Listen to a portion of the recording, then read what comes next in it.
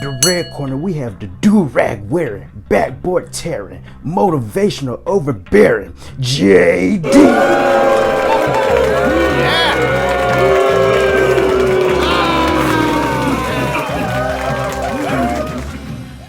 Nothing hurts more than getting your butt kicked on full display. This happened to me in my senior year, and this opponent is like no other. He sneaks up on you when you least expect it and hit you with something you wasn't ready for, to the point where you feel like he done knocked the black off of you. The craziest part of all of this is that I'm not the only one who had this opponent. You have also. He goes by many names. Some call him depression, stress, anxiety, lack of motivation, toxic friends. But his real name is Life. And at some point, life has given a beating to all of us. What a lot of people do when they get beaten by life is just take their licks, drown in self-worthless, or complain about the things that they've been through. While they're doing that, other people are trying to figure out ways to overcome their challenges in life. And if you're at the point where life got its foot in your ass, you gotta fight back and overcome those challenges. When I was getting beat up by life, I started detoxing my mind because there was so much garbage inside, and it had such a strong negative effect on my mental health. I was reading a lot, I was listening to a lot of motivational speakers, and I was changing the type of music that I was listening to.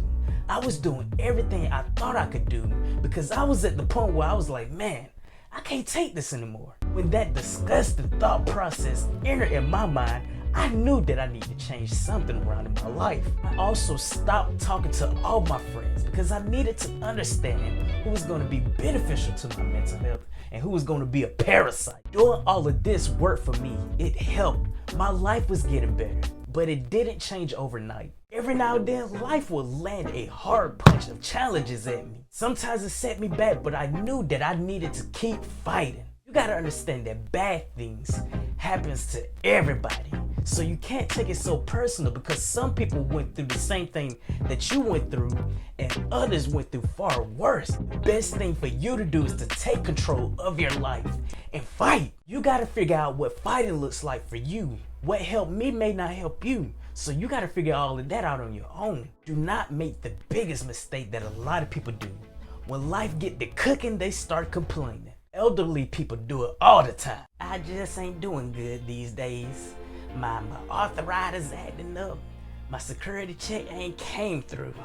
And my son, he done went to jail for eating a kangaroo toenail. What? Nobody cares what you going through because they got their own problems to worry about. Stop wasting time complaining and develop a strategic plan to overcome your challenges. As you know, I'm a LeBron fan, and what makes the Cleveland ring so special is that them boys did not complain when they were down 3-1. Instead of complaining and feeling bad for themselves, they developed a strategic plan to do something that has never been done before. They had enough fight within them to fight what life was throwing at them rather than complaining. And that's the type of mindset and type of behavior that we gotta have.